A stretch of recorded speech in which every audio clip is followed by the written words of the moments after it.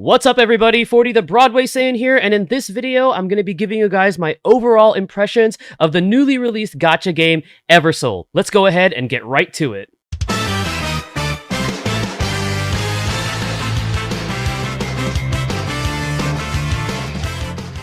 Alright guys, so before we go ahead and get started on my overall impressions of Eversoul, I want to remind you guys that if you enjoy what you see on this channel, be sure to hit that subscribe button and turn on that notification bell. That way you guys are not missing out on future uploads. And if you guys are playing Eversoul, give this video a like and let me know down below in the comments what you guys think of the game so far. Do you like it? Are there things about it that you really like? Are there things about it that you don't really like? Let me know in the comment section down below. I'd love to hear all of it. But we're going to go ahead and jump right into this game. So I did stream this game at launch, and upon the making of this video, the game actually globally launched last night. I streamed it for about 3 hours on my Twitch stream channel, and it was super fun. And what really got me interested in this game was a video by my bro, my fellow content creator, Legions Gaming. It was one of the games that he listed in his video talking about the top anticipated 2023 gacha games that you should be looking out for, and this one definitely caught my attention, not because of just the graphics only, because the graphics are beautiful. Like, for a mobile game, this is pretty impressive, but the combat itself was simple enough to where I could just jump in and understand it right away without having to like figure out different mechanics and things like that. So pretty much in a nutshell, the combat is an idle battler. You can set this to complete to full auto, and you can just auto through it. However, for some of the harder stages, you definitely want to at least do like the semi-manual, where you allow the mana gauge to build, and then you can actually press your character's skill. And then the more that happens, the more that you play through combat, there is an ultimate gauge that builds up, and once the ultimate gauge builds up, you could use one of the ultimate skills that your characters might have. Now, bear in mind that not every character will have access to an ultimate. Usually it's the epic characters, I believe, that only have them. Still learning the game, so if that's incorrect, let me know in the comment section down below. But all in all, it's a pretty simple combat system, and it's a lot of fun. And the graphics just really enhance it, and the animations, I absolutely love it. It's fully voice acted in Korean, which is really cool. And the music is good too. Like, a lot of the music and stuff has like lyrics, and you rarely find that nowadays, where you have like multiple songs playing with lyrics in a gacha game. So it's really, really cool. And the first thing that I want to show you is the combat. The combat is, to me, the bread and butter of what can really make or break a newly released gacha game. And this is going to be a little bit of the combat.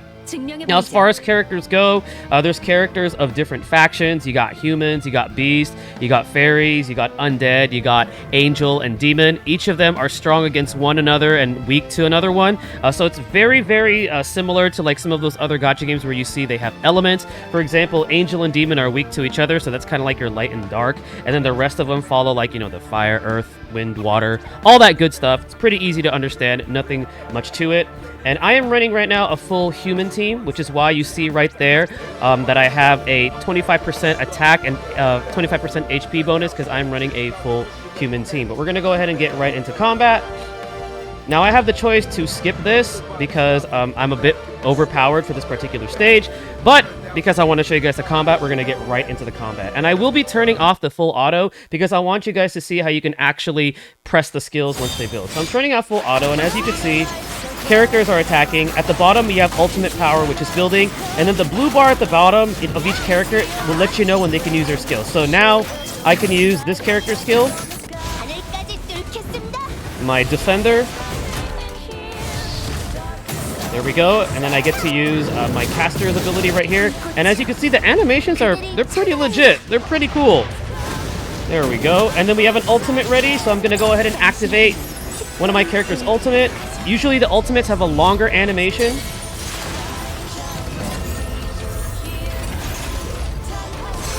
Alright. The combat is pretty fast-paced.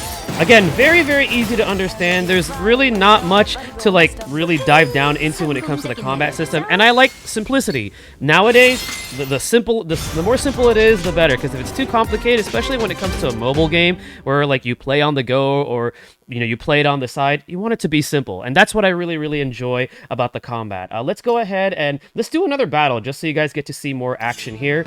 And while before I get into this, I also want to show you how you have chains formation. So this allows you to strategize depending on the type of characters that you have. So you have your most balanced formation, which is basic. So the front row gets an additional bonus to attack, to HP and defense. So usually you want to have like your warriors or defenders in front. And then afterwards, the back row gets an additional 6% attack bonus. So right now, the setup I'm running is I'm running a tank, I'm running a warrior, and then I'm running 3 caster type units or range type units. You also have a defense setup, a range setup, an assault, and it tells you right there what type of units are most suited for this type of formation. So very, very cool. Makes it easier to strategize depending on the type of fight that you're going to be getting into. We're going to go ahead and jump into battle again, and maybe we could check out some of the other skills and ultimates that I have. All right. And what's cool about this game too is you start off with like 2 to 4 like epics, like right off like they literally just give them to you, which I think is really, really cool. And then there's also an infinite reroll that is a part of the game. So if you first start the game and you get access to the infinite reroll, you can keep pulling until you get the epic that you want. Now, if you're going to ask me, 40, you're going to talk about tier list about this game, I will not be talking about tier list with this game. And the reason why is because for my years of experience playing gacha games, honestly, tier list kind of ruined the fun for me because it's almost like I'm forced to be pulling for these meta characters, which honestly, I'm trying not to care about the meta for this game because that just makes me enjoy it less. I just want to pull and play with the characters that I think look cool, that I think are fun to build around, so that's how I'm going to approach this game. Now, for those of you that still want a tier list, I just advise you to go on YouTube and just type in Eversoul tier list. There's a ton of content creators that have made tier lists on this game already, if that's your thing. But for me, if you ask me, I want to enjoy this organically without any influence of tier lists and resource saving and all that because I just want to have fun. And for me, at this point, I have more fun that way with these new gacha games. All right, so if you've seen a little bit of the combat, we're going to go ahead and show you a little bit more of what this game has to offer. All right, so if we go into summon, because, you know, we all like our summons, right? So there's different banners that are featured right now. Right now, these are the character banners. There is something called artifacts that you could pull for, but I have not yet unlocked them. And I believe those are items that are tied to specific characters. I might make a separate video on that. We'll see once I unlock it. But this is going to be where you're going to be pulling. There's usually a pickup, which, you know, features a rate up on a specific character. So for right now, they have a rate up on Mephistopheles. And then you have right there, you know, your little milestones that you meet of stuff that you could get after a specific amount of summons. Over here, you have the normal summons. So this features, you know, all the characters that are currently available in the summoning pool. And right now, if you're able to do this one, you got the detailed rates right here. Now, there are, like I said, different factions for these characters. So there's like humans, beast, fairy, undead. The ones that are the most rare are the angel and demon. There's currently only one representative of each of those, so those are going to be at the lowest. If you really, really like those characters, you could try to go for them on the infinite reroll, but I'm going to tell you right now, it's going to be a bit of a pain. So unless you really, really like them, you might want to, you know, do your research on some of these characters. For me, what I did was, if you guys watch my stream on my Twitch channel, I would pull an epic on the infinite reroll. I would take a look at what the character did with their skills and stuff, and if I liked it, you know, I would consider it, and then if I didn't, I would just skip. And I eventually came upon a character named Jade that I really, really liked, and I'll show you her in a moment here, but that's who I went for on the infinite reroll. You got tickets here too, alongside with your Everstones. There's type summon, where you could use these tickets to summon for a specific faction. So right now it's set to humans, and you could, for 300 Everstones, you could actually change that to another type. So if you don't want to pull for humans, let's say you want to pull for undead, well, then you can change it to undead by spending 300. And then you also got your friendship summons. So the more of these friendship points that you build by adding friends, you could do summons here, and you can actually get, I believe you can get the same units from the normal summon. Yeah, you can. Yeah, so you can also get the epics here that are listed in the normal summon. So that's pretty cool. So various ways to summon.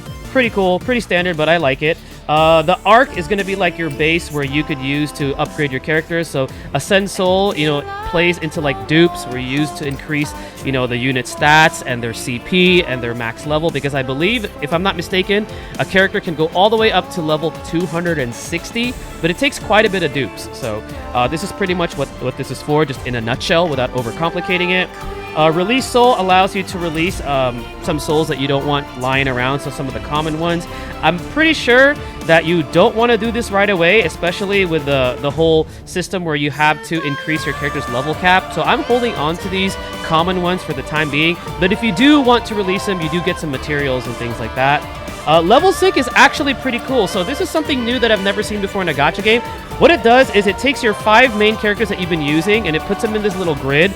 And then the character with the lowest level will be what it's set to. And then let's say you have like a level 1 character that you want to like level up, but you don't have enough materials. You just set them on the grid here to the left, and then they will sync up with whatever with the average level of the 5 characters that are representative. So right now it's at 30 because I have 2 characters that are level 30 and it goes with the lowest level character. But I think this is a brilliant system to get you to use a character that you may not have materials for, but it will just sync their levels to whatever your characters are. So that's a really, really cool system. I really like that.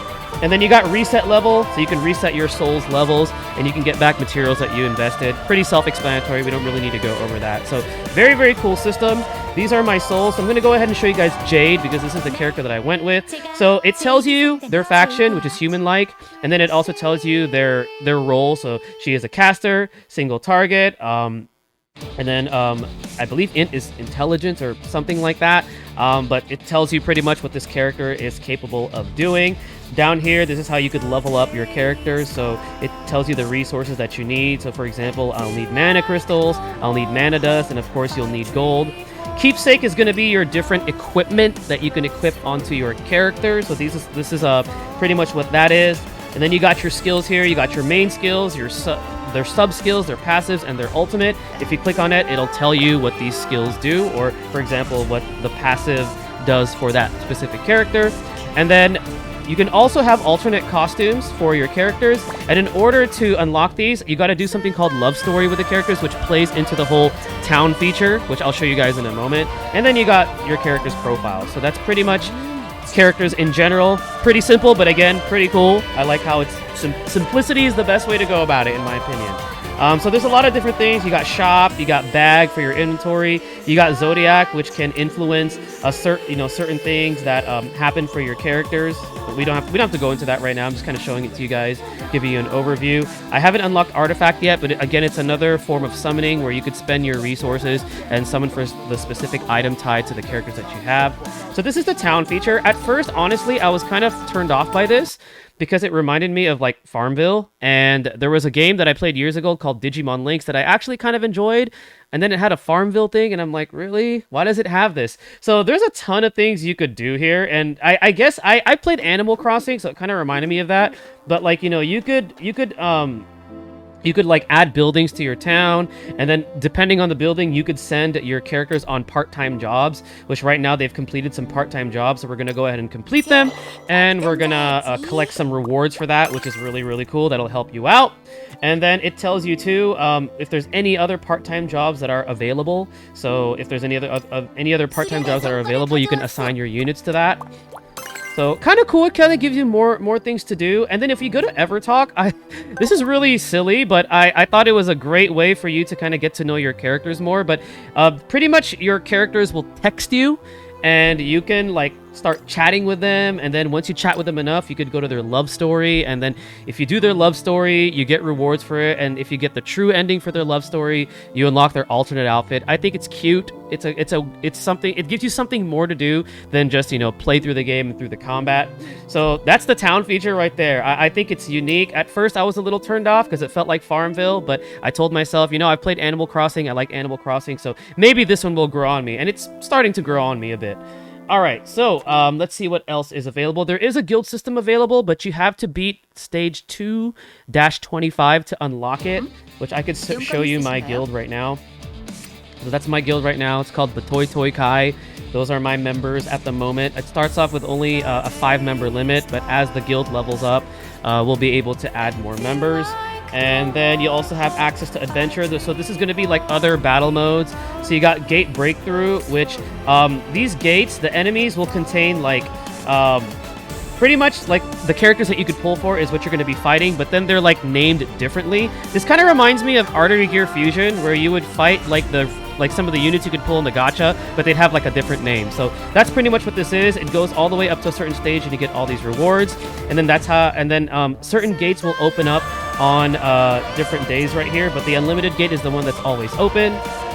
For dungeon, you got the Dimensional Labyrinth, which I already cleared this, but it's pretty much like The platform reminds me kind of like a strategy RPG, and you could like fight elite monsters and stuff like that as you go through it. I can't show you how exactly that looks like right now because I'm still waiting for the reset, but that's pretty much in a nutshell what it is. You got the Hall of Memories. So this one is like an exploration mode where like you explore, you run into an enemy, and then you get into combat. It's pretty cool. I actually really like it. But again, another different mode for you to play. So the Crystal Cave and Forgotten Ruins, I can't show you guys those yet because they're not available, but when they are, I'll probably put a video out and show you. And then afterwards, finally, you have your arena. Now I know this can be concerning to some people because this is going to be your PvP, but the style of PvP that it is, it's PvPE. So it's one of those, you know, type of PvPs where you set your team, you fight against other players' teams, and it's all AI controlled. And usually the team with the highest CP in this case has the higher chance of winning. I don't really see this impacting the game on making it pay to win. I mean, unless they evolve it somewhere where it does. But for now, I don't think it's pay to win at all. And I mean, if you don't like PvP, you don't have to do it, you know. But if you choose to do it, that's what the arena is for. So all in all, my overall thoughts about this game, I think it's really fun. I think it has a lot of potential. It's definitely grabbed my interest. And right now, I'm having a ton of fun playing it. I'm just trying to hold on to my resources right now because I do have a pretty good roster of epics and rare characters that I'm going to be building. But yeah, overall, guys, I recommend that you guys try this game out. Oh, one more thing I want to mention. There is no stamina system. And I love that because you guys know that I came from a game called Dissidia Opera Omnia that I used to play, and that had no stamina system. This game has no stamina system, and I'm just going to put it out there. It's 2023. Guys, gacha companies, stop putting stamina systems. I know why you do it, because you want to try to get players to spend their, paid currency to keep refreshing, to keep playing. But at this point, I think it's an outdated system. So we don't need stamina systems anymore, and this game doesn't have one. So that's already a big plus in my book. So I highly recommend you guys check it out. I'm going to try to play it for as long as I can. Hopefully my interest does not wean down and I don't get burnt out on this game. But all in all, I'm having fun. I'll be making some content on this on my YouTube channel. I will be streaming it for you guys on my Twitch channel. So be sure to check out my twitch.tv/TheBroadwayStance. Send me a follow there so you guys don't miss out on my streams there. But this is going to go ahead and conclude my overall impressions for this game. I give it a thumbs up. I give it a ultimate Batoy Broadway Saiyan ranking, and you guys should definitely check it out. Thank you guys again for watching. Stay tuned for the next video, and stay blessed, everybody.